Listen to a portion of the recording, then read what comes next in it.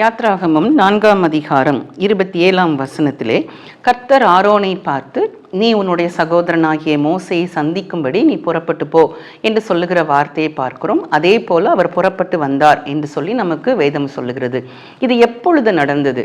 தேவன் மோசையை முட்செடியில சந்திப்பதற்கு முன்பதாகவா பின்பதாகவா என்று நான் பார்ப்போமானால், அது அதற்கு முன்பதாகவே என்பதை அவங்களுடைய டிராவல், அவங்களுடைய அந்த டிஸ்டன்ஸ், அவங்களுடைய இடங்கள் எல்லாவற்றையும் வைத்து நாம் பார்க்கும் பொழுது நாம் புரிந்து கொள்ள முடியும்.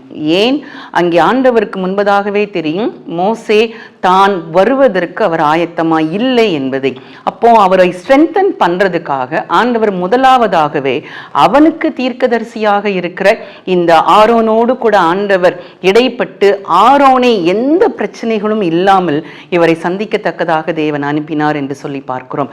நம்முடைய வாழ்க்கையிலும் எத்தனையோ போராட்டங்கள், எத்தனையோ கஷ்டங்கள் என்று வரும் பொழுது நமக்கு ஏற்ற துணையாக இருக்கிற நம்முடைய பரிசுத்த ஆவியானவரை அவர் நமக்காக அனுப்பி அவர் மூலமாக நாம் பலன் அடைவதற்கும் அந்த சூழ்நிலைகளை நாம் எதிர்கொள்வதற்கும் தேவன் நமக்கு எல்லா விதத்திலும் நமக்கு உதவி செய்கிறார்.